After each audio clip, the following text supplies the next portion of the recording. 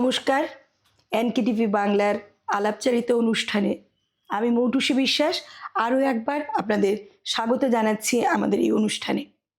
আজ আমাদের সাথে যিনি আছেন তিনি এই অঞ্চলের একজন প্রথিতযশা অভিনেতা, একজন কৌতুক অভিনেতা, যিনি শুধু এই অঞ্চলে নয় গোটা ভারতবর্ষে এবং ভারতবর্ষের বাইরেও পরিচিত তার রঙ্গরসর গফের ইম্বোসা চরিত্রের জন্য। ইতিমধ্যে আপনারা ঠিক ধরেছেন, আমাদের সাথে আছেন সকলের পরিচিত নাম প্রদীপ নাথ। নমস্কার। আমি জানি যে তোমার নাটক জীবনের বহু বছর অতিক্রান্ত হলো। সবচাইতে প্রথম যেটা থেকে শুরু করব, একটু পেছন থেকে শুরু করি, ইম্বোসা দিয়ে শুরু হোক। একটা ইম্বোসার ছোট্ট কথা দিয়ে আমরা অনুষ্ঠানটা শুরু করি, কারণ সবাই ইম্বোসার জন্য অপেক্ষা করে থাকে। একটা ছোট্ট কথা দিয়ে শুরু হোক, পরে আমরা ডিটেলসে শুনবো। আমি ছোট্ট একটা সংলাপ দিয়ে শুরু করছি। ইম্বোসা ছাত্র হিসাবে যখন সে ভূগোলের কত মার্ক পেয়েছে মাস্টার জিজ্ঞেস করেছি আর কি। ঠিক আছে। তো এই তুই ভূগোল কত পাইছত রে বেটা? আর কত পাইমু, প্রশ্ন চাইয়াও মাথা খারাপ হয়ে যায়। পয়লাও আইসে নানি স্যার কাঠমুন্ডু, আমি লেখছে যেন খালি মুন্ডুকাতে। এর বাদে আইসে নানি স্যার রাওয়াল পিন্দি। ই রাওয়ার পিন্দি না বাপর পিন্দি না খুরার পিন্দি আমি কোনটা জানে না, তো আমি কোনটা লেখছি না। এর বাদে আইসে নানি স্যার বিশাখাপত্তনম, কি জন্য প্রসিদ্ধ লিখ। এই বিশাখা এগুলো খাইন না, বিয়া করেন না, মাথার দেন, আমি কোনটা বুঝছি না, আমি কোনটা লেখছে না। আর দিক নির্ণয় দিয়ে কিতা লেখছে জানানি স্যার, পূবে দিয়া বৈরাগী তিল্লা, পশ্চিমে দিয়া চলতা খান্দি, উত্তরে দিয়া দেবদূত, দক্ষিণে দিয়া গোপীনাথ সিনেমা হল, আর মাঝে দিয়া মৌতুসির বাসা, উপরে দিয়া হেডলাইট, তলে দিয়া কুয়ার পানি। অসংখ্য অসংখ্য ধন্যবাদ। আমি ইন্টারভিউটা করছি বলে আমি সেরকম হাঁ হাঁ করে হাসতে পারলাম না। আমি এইটুখানিতেই আপনারা বুঝতে পারছেন, যারা নতুন প্রজন্মের, যারা ইম্বোসা এখনও শোনোনি তোমরা, অবশ্যই শুনবে। আমরা আগে আরও শুনবো ইম্বোসার কথা, ইম্বোসার গল্প।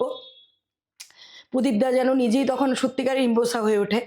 প্রদীপদা, প্রথমেই যেহেতু তুমি এতটাই অভিজ্ঞতায় ভরপুর, তোমার নাট্য জীবনের অভিজ্ঞতা যা বলতে চাও অল্প ছোট কয়েকটা লাইনে একটু যদি বলো, তুমি কি করে নাটক এবং সংস্কৃতি এটাকে দেখো। আমি বলছি, আগে তো মানে এরকম ডিস্ট্রিক্ট লাইব্রেরি বা এরকম এত কিছু ছিল না। না ছিল, তবে এত কিছু ছিল না। আমরা পাড়ার নাটক থেকে শুরু করেছি। সেটা বিবেকানন্দ রোডে নাটক হতো। বিবেকানন্দ রোডেই আমি আমার প্রথম নাটক 1974 ইংরেজি, আমার প্রথম নাটক। মানে 52 বছর হলো। হ্যাঁ, আমার প্রথম নাটক 1974 ইংরেজি। এরপর অনেকগুলো আমাদের একটা সংস্থা ছিল, মিশন রোডে নাটক করতাম। মিশন রোডে তো আজকে বোধহয় 60-এর উপরে হয়েছে মিশন রোডের, প্রতি বছর নাটক হয়। এবং তখন একটা সময় এই মিশন রোডেও নাটক করতাম। তা করতে করতে বিভিন্ন সংস্থায়, আমাদের একটা নিজস্ব সংস্থাও ছিল প্রথমে, সেটা ত্রিদীপ নাট্য সংস্থা। এই নাট্য সংস্থায় আমরা তখনকার সময়ে, মানে সেটা আমি বলছি এই 1978-80 এই সময়ে অভিনয় একটা পত্রিকা বেরোতো। আচ্ছা, অভিনয় নাটক। মানে এটা এখান থেকে না, এটা কলকাতা থেকে। তখনকার উত্তাল সময় ছিল, তখন এখানে কোনো নাট্যকার বিশেষ কেউ ছিল না।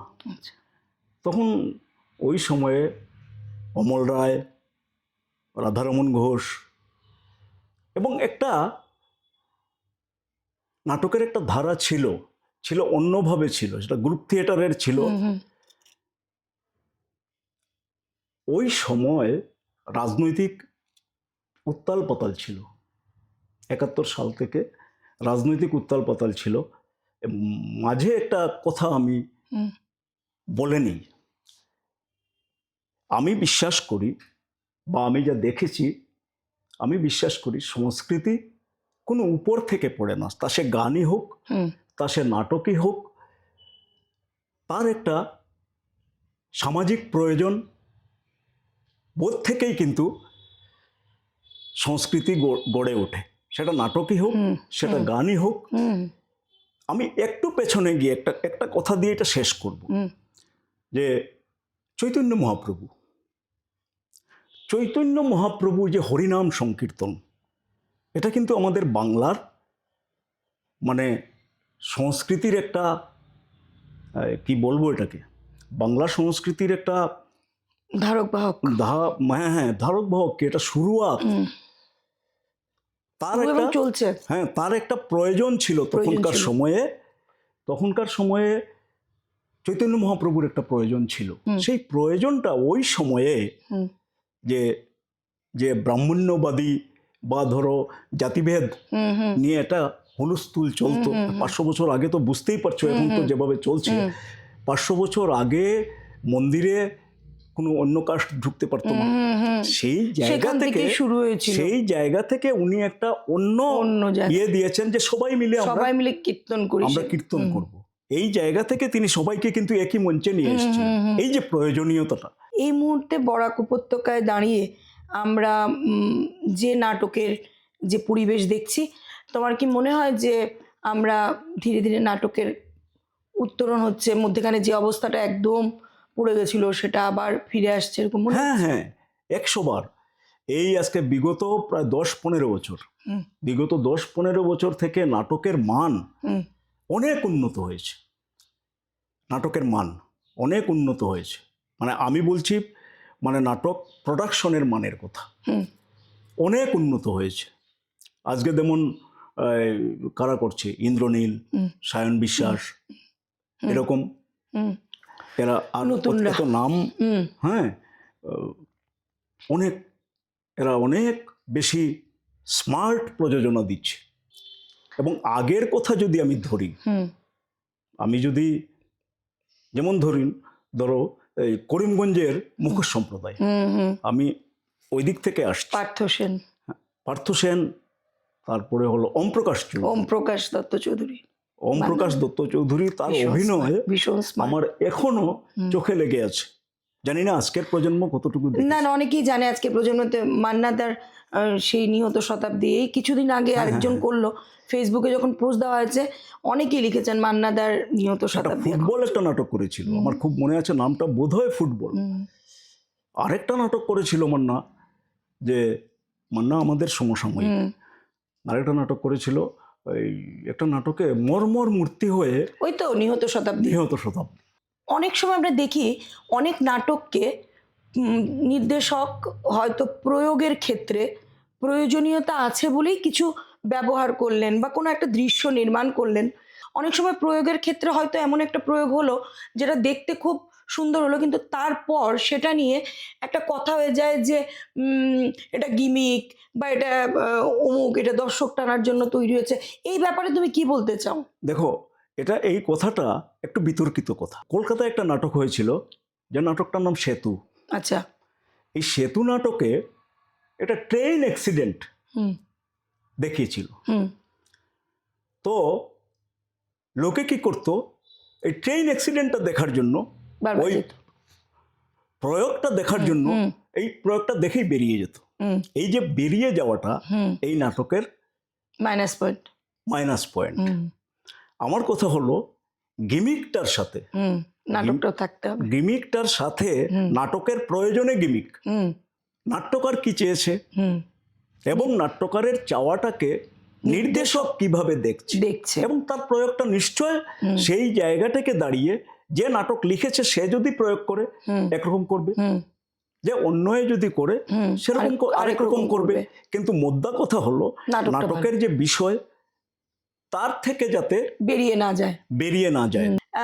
তোমাকে আমি 4টে প্রশ্ন করব। তোমার জীবনে এতগুলো করা চরিত্রের মধ্যে তোমার নজরে বেস্ট চরিত্র, এক কথায় উত্তর কিন্তু। আর তোমার, আমি একটা নাটকে করেছিলাম যেটা হলো হা হা অনাহারে। একজন মানে মৃত মানুষের,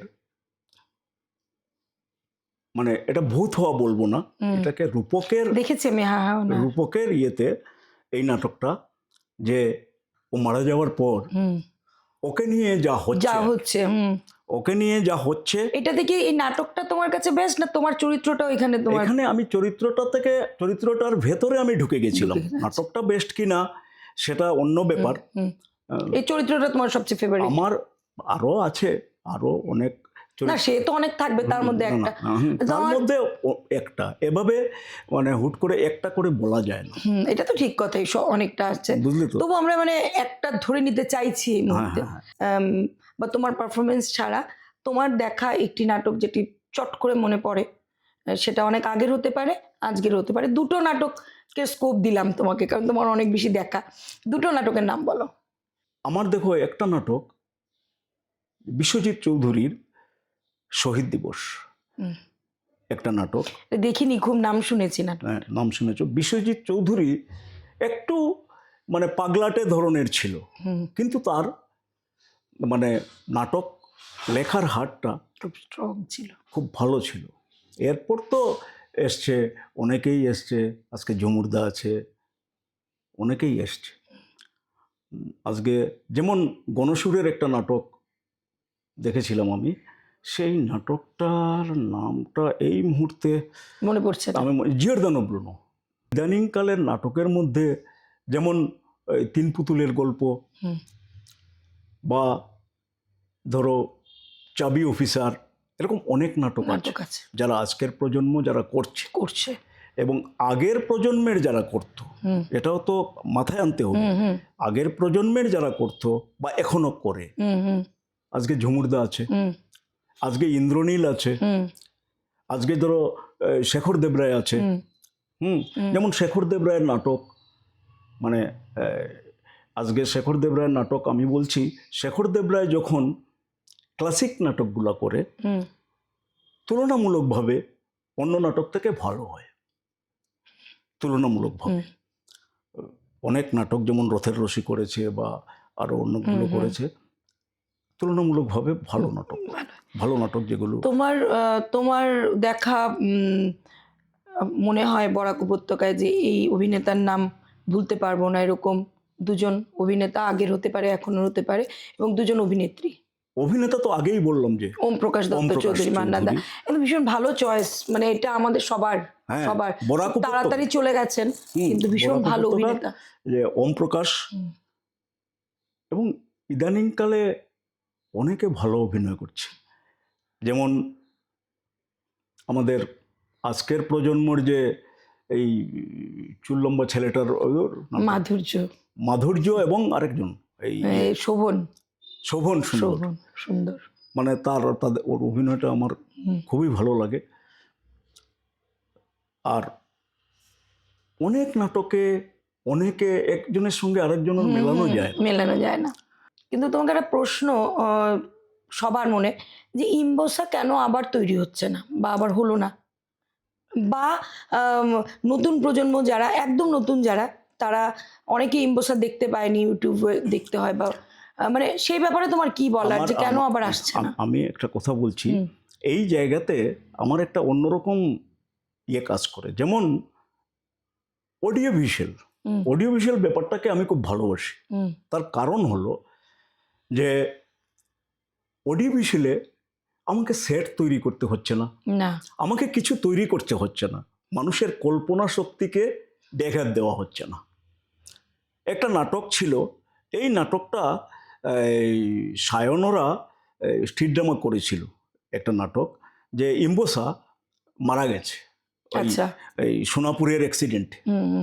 তখন ইম্বোসা মারা যাওয়ার পর ইম্বোসা ভেসে ভেসে ভগবানের কাছে যাচ্ছে, ভগবানের কাছে। এই যে ভাষাটা, এই যে মেঘের মধ্যে ভাষা, কথা বলা, এটা আমি অডিওতে যেরকম পারবো, সেটা আর কিছু দিয়ে মানে সেটাকে করা যায় না, মানে করা যায় না। কিন্তু কখনো কি মনে হয়নি যে আমি এটার সাথে ভিডিও অ্যাড করে আবার করি নতুন করে, নতুন প্রজন্মের জন্য মনে হয় কখনো কখনো, কারণ এখন অনেক মানে হারিয়ে ফেলেছি, উৎসাহ উদ্দীপনাটা একটু হারিয়ে ফেলেছি। আর আমার এই মানে নতুন যে ডিজিটাল ব্যাপার স্যাপার আছে, এগুলোতে আমি এত সড়গড় না। সবচেয়ে বড় ব্যাপার হলো না মানে এখন যেটা হয় স্ট্যান্ড আপ কমেডির নামে, আমি সরি এটা বলতে হচ্ছে যে ঠিক কমেডিটা ওরকম উঠে আসে না, তার বদলে অন্য অনেক কিছু উঠে আসে। তারা ভানু ব্যানার্জিকে ঠিকমতো চিনে পারেন, মানে ভানু বন্দ্যোপাধ্যায়ের এত ফেমাস ফেমাস ছোট ছোট লাইনই তারা জানে না। হ্যাঁ তো সেই জায়গায় ভানু বন্দ্যোপাধ্যায় তো এখন নেই, তো ওনার কথা তো বলতে পারবো না, কিন্তু তোমাদের মতো যারা আছো মানে লেজেন্ডসরা, তাদের কি কখনো মনে হয় না যে একবার একটা তৈরি করি আবার, যেটা একদম নতুন, যারা যারা দেখতে পারেনি তারা দেখুক? খুবই মনে হয়, বারবার মনে হয়। এবং সত্যি কথা বলতে কি, এখনও রাস্তাঘাটে আমরা এটা করেছিলাম বলে, বা মাঝে মধ্যে যে টিভিতে করেছি বা অন্যান্য চ্যানেলে করেছি, অনেকেই রাস্তাঘাটে যে দাদা আবার করুন, আবার ইয়ে করুন, কিন্তু কেন জানি পেরে উঠছি না।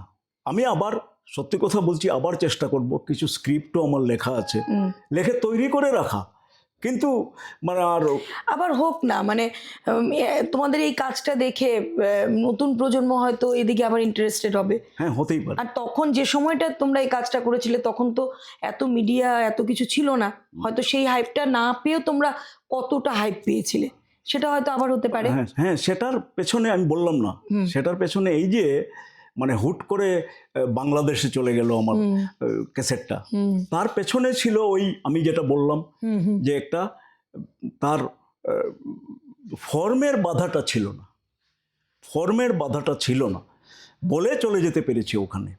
আজকের দিনে কি হয়েছে, আজকের দিনে এখন একটা ক্যাসেট করলে পরে একটা ক্যাসেট করতে অনেক খরচা হয়, সেই খরচাটা অনেক সময় উঠে আসে না। কিন্তু তখনকার সময়ে আমরা, তুমি বললে বিশ্বাস করবে না, যে আমরা একটা ফিলিপস মানে রেকর্ডারে আমরা উঠোনে করেছি ফার্স্ট। হ্যাঁ, এটা আমরা শুনেছি তোমার একটা ইন্টারভিউতে। এটা ফার্স্ট করেছি, এটা বোঝানো যায় না। না ঠিক আছে, সেটা মানলাম। তোমার তোমার রিসেন্ট তুমি হাস্যরস বা কৌতুক অভিনয় এরকম কিছু এমন দেখেছো যেটা দেখে তোমার মনে হয়েছে বাহ দারুণ কিছু দেখলাম?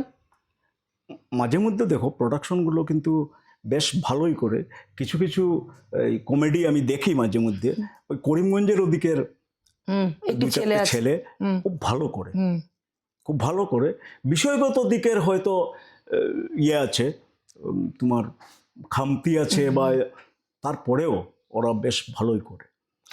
তোমাকে তুমি যেহেতু খুব ভালোভাবে নাটক সবসময় আমরা দেখি, তুমি নাটক না করলেও নাটক দেখো, হ্যাঁ মানে নাটক দেখাতে তোমাকে খুব কম মিস হয় যে প্রদীপ নাথ নাটক দেখতে যায়নি, বেশিরভাগ নাটকই তুমি দেখতে যাও।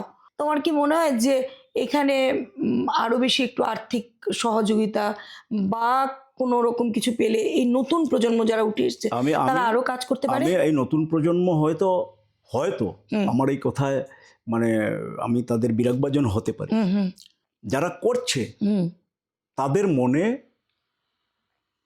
দুঃখ না দিয়ে আমি যে কথাটা বলবো, যে বিষয়ের মানে বেরোতে না পারলে, যেমন ধরো আজ এখানে এই মুহূর্তে আমরা যে নাটক করছি, যেমন ধরো এই বিজন ভট্টাচার্যের নবান্ন, আজকেও আমরা মনে রাখি, আজকেও আমরা মনে রাখি কেন?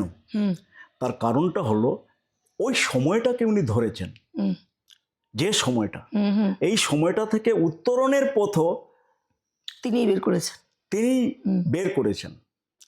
আজকের দিনের নাটকগুলো অনেকটাই সেই আজকের সময়টাকে ধরে, তার যে উত্তরণ, সময়টা থেকে উত্তরণ, আমরা একটা স্থিতাবস্থার মধ্যে যদি আমরা সেই উত্তরণের জায়গাটাকে শৈল্পিকভাবে তুলে ধরতে না পারি, শৈল্পিকভাবে আমি আবারও বলছি, যাতে স্লোগানধর্মী না হয়, স্লোগানধর্মী না হয়। তো তুমি বলছো স্লোগান, আমি এখানে মানে তোমার একটু, আর তুমি বলছো স্লোগানধর্মী না হয়, আমরা আবার এরকমও শুনি যে এই নাটকটা তো নাটক নয়, যেন সিনেমা করতে বসে গেছে, মানে শুধুই সুন্দর সুন্দর দৃশ্যায়ন, শুধুই অমুক, একটু নাটক মানুষের কথা বলুক, আজকালকার নাটক মানুষের কথা বলে না। এটা পুরোপুরি ঠিক নয়, এটা পুরোপুরি ঠিক নয়। আজকের আমি বলছি সেদিন একটা নাটক দেখলাম স্ত্রীর ইপত্র। শ্রীপত্র। এই যে নাটকটা, এই নাটকটা দেখো কোনো কিছু কিন্তু আরোপিত নয়, মানে এমন কিছু কিছু সংলাপ এসছে এই নাটকে, এমন কিছু কিছু সংলাপ এসছে যে আজকের দিনে আমরা কোনো প্রতিবাদ করলেই মাওবাদী হিসাবে আমাদেরকে ট্রিট করে, কিন্তু কোনো আরোপিত নয় এই নাটকটা। তো এই জায়গা থেকে দাঁড়িয়ে একটু আমরা একটু মানে আজকের প্রজন্মের কাছেও বা আজকের প্রজন্ম মানে নিউ জেনারেশনের কাছেও বললে এখন দলের নাম মনে হয়। হ্যাঁ না, আমি নিউ জেনারেশনের কাছে একটা থাকবে, সে যে আমি বললাম না যে আমরা এটা অনেক পুরনো কথা নাটক সমাজে। আচ্ছা, এখন আমি তোমাকে আরেকটা কথা জিজ্ঞেস করি যে ইম্বোসা ক্যারেক্টারটা আমরা প্রায় শেষের দিকে যাচ্ছি, ইম্বোসা দিয়ে দিয়ে আমরা শেষ করব, কারণ প্রদীপনাথ মানে ইম্বোসা মানে প্রদীপনাথ। মানে আমার মনে আছে আমি যখন প্রথম তোমাকে দেখেছিলাম আমি ভাবছিলাম ও উনি ইম্বোসা, এরকম। ইম্বোসা ক্যারেক্টারটা কি করে মাথায় এসেছিল?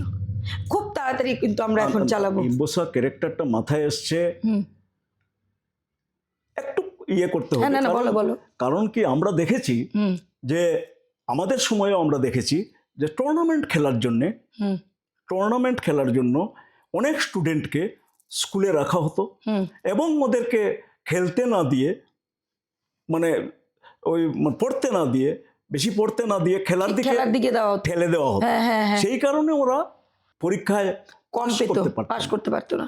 সেই জায়গা থেকে, এবং এরা ছিল মূলত অবাঙালি, এরা প্লেয়ার ভালো ছিল, মূলত অবাঙালি ছিল। ফিজিক্যাল ফিটনেস বেশি থাকতো, ওদের ফিজিক্যাল ফিটনেসটা বেশি থাকতো। এবং আমরা ছোটবেলা দেখেছি অনেক মানে এরকম মানুষের খুব ভালো বাংলাও লিখতে পারতো ওরা। আজকের দিনে এইটা হিন্দির দিকে ট্রান্সফার হয়ে গেছে। তো যাই হোক, ওই জায়গা থেকে তুমি বলতে চাইছো ইম্বোসা ক্যারেক্টারটা বাস্তব থেকে উঠে এসেছে? বাস্তব থেকেই উঠে আসবে। তা হয়তো রূপক ধর্মী হয়েছে, সেটা আলাদা কথা। ভাবনাটা বাস্তব থেকে, ভাবনাটা বাস্তব ধর্মী। যেমন ইম্বোসা কাউয়ার ব্যবসা করতে যায়। আজকের দিনে দাঁড়িয়ে তার কাছে মানে এই মেইন স্ট্রিমে দাঁড়িয়ে তার কাছে অন্য কোনো ব্যবসার কোনো চিন্তাই মাথায় আসছে না। তো এই জায়গা থেকে এটাও একটা রূপক ধর্মী। একদম। তো আচ্ছা, মধ্যেখানে এর পরের প্রশ্নে যাবার আগে একটু ওই ইম্বোসা কাউয়ার ব্যবসা করতে যায় একটু প্লিজ। মাস্টারের সঙ্গে দেখা হয় ইম্বোসার। কিতা রে ইম্বোসা, তুই কিতা প্যান্ট শার্ট বুট শার্ট লাগাইয়া তুই কিতা করছি কেন? আমি ব্যবসা করে তো। কি আর ব্যবসা করস রে বেটা তুই? কাউয়া। কিতা কইলে রে বেটা? খাওয়া আবার মানু মরলে না নি আমি কাউয়া ভাড়া দিই। ইটা আবার কিতা রে বেটা? মানু মরলে আমি কাউয়া ভাড়া দেই। জেলা তোমার টেন্ট হাউসে ভাড়া দেয়। আমি দেখছে আমার বন্ধুর বাপ এগু মানে মরছে না নি, আমি গিয়া দেখি খালি আও আও করি ডাকে। আমি জিগেলাম কিতা ডাকে রে? কয় কাউয়া না খাইলে হে খাইতো না। অত ধনু মানুষ মাঝে ইথা করে আমি লাগি গেলাম কাউয়া ভাড়া দেওয়াত। যে ধনী মানুষ কাউয়া ডাকি ডাকি আনবো, কাউয়া রাখি দিলাম, এগুলো ডাকি ডাকি আনা লাগতো না, অত কষ্ট নাই। সত্যি শোনা। আচ্ছা, বিশ্বজিৎ দাস, শেখর দেবরায়, এদের সকলের অবদান রঙ্গরসের গপে। হ্যাঁ, আমি বলছি আজকে যেমন ধরো আমি নাটকগুলো লিখেছি, সংলাপ লিখেছি, এরপরেই কিন্তু আমি শেখরদার কাছে নিয়ে যাই। শেখরদাও আমাকে বলছে তুই এগুলো লিখ, তোর যেগুলো ইয়ে আছে তুই লিখ। এবং শেখরদার বউয়েরও অবদান এখানে আছে। তো এরপর বিশ্বজিৎ দাস শেখরদা মিলে এডিট করেছে। এবং সত্যি কথা যে শেখরদার ডিরেকশন ছাড়া এই রঙ্গরস সম্ভব হতো না। না মানে তুমি বলতে চাইছো যে একটা নাটক লেখা, নির্দেশনা দুটো একসাথে হলে সেই নাটকটা আরো বেশি জল জল করে জ্বলে। আচ্ছা, তোমার আমাদের সময় প্রায় শেষের দিকে, একদম আমরা শেষ মুহূর্তে এসে পৌঁছেছি। তোমার সাথে কথা বললে মানে আরও অনেক কথা, অনেক কিছু জানার আছে, কিন্তু খুব তাড়াতাড়ি করে আমরা সব শেষ করছি, আমরা জানি। তোমার যারা নতুন প্রজন্ম বা যারা আমরা একদম আগেও না নতুনও না মধ্যে আটকে আছি, নাটক করছি, যারা আগের নাটক এখনও করছেন, যারা নতুন উঠে আসছে, এই সবাইকে একসাথে নিয়ে আম, তুমি কি বলতে চাও আমাদের মতো অভিনেতা অভিনেত্রী যারা নতুন আমি পুরনো আমি সব, সত্যি তাদেরকে কি বলতে চাও? এতক্ষণ থেকে তোমার নাম বলছি না, হুম তার কারণ হলো তুমি আমার মানে ইন্টারভিউটা নিচ্ছ। হুম আমি সত্যি কথা বলছি যে তখন থেকে শুরু করে মানে আমার মনে আছে আমাদের ছিল অনুরূপা সাধ্য, হুম জানি না তুমি, শুনেছি নাম হ্যাঁ, শুনেছি। অনুরূপা সাধ্য, গোপা চৌধুরী, হুম চামেলি কর, হ্যাঁ হ্যাঁ হ্যাঁ, সব ইনক্লুডিং তুমি, আমাদের চম্পা ভট্টাচার্য আছে, অনেক চেষ্টা করে যাচ্ছে, হুম হ্যাঁ হ্যাঁ প্রতিনিয়ত নাটক করে যাচ্ছে। অনেক চেষ্টা করে যাচ্ছে, মানে মহিলাদের হুম আরো অনেকেই আছে, হুম আরো অনেকেই আছে। আজকে যেমন আশিস ভৌমিকের স্ত্রী কেয়া, খুব ভালো নাটক করতে। কেয়া ভৌমিক খুব ভালো নাটক করতো। তো তুমি এদেরকে মহিলা মানে অভিনেতা অভিনেত্রী নির্বিশেষে সবার উদ্দেশ্যে কিছু একটু বলো। নতুনদের জন্য বিশেষ দরকার, আমাদেরও দরকার, নতুনদের জন্য দরকার যে তুমি নাটকটাকে এই মুহূর্তে কোন জায়গায় দেখছো এবং আগামীতে কি দেখতে চাও আমি নাটক থেকে? আমি এই কথাটার ইঙ্গিত একটু দিয়েছি আগে, হুম আমি ইঙ্গিতটা দিয়েছি হুম হুম যে আমি কি দেখতে চাই, আমার কথাই তো শেষ কথা নয়, না আমার কথারও ভুল থাকতে পারে, একদম আমার কথারও হুম হুম থাকতেই পারে। থাকতেই পারে। তো সেই জায়গা থেকে আজকের প্রজন্ম বা নাটক এবং সংস্কৃতি আমরা আগে থেকেই শুনে আসছি। রামকৃষ্ণ পরমহংসদেব বলেছেন নাটক মানুষ নাটক থেকে লোকের কথা বলে লোকশিক্ষা লোকশিক্ষা হয়। হয়। তো এটা অনেক পুরনো কথা, কিন্তু আজকের দিনে দাঁড়িয়ে নাটক সংস্কৃতির, নাটক গান বাজনার খুব প্রয়োজন। একদম প্রয়োজন। আমি প্রদীপদার কাছে আরও কথা জানতে চাইতাম, ইচ্ছে রইল, কিন্তু সময় তবে আম, আমি নিজে রামকৃষ্ণ পরমহংসদেবের দীক্ষিত।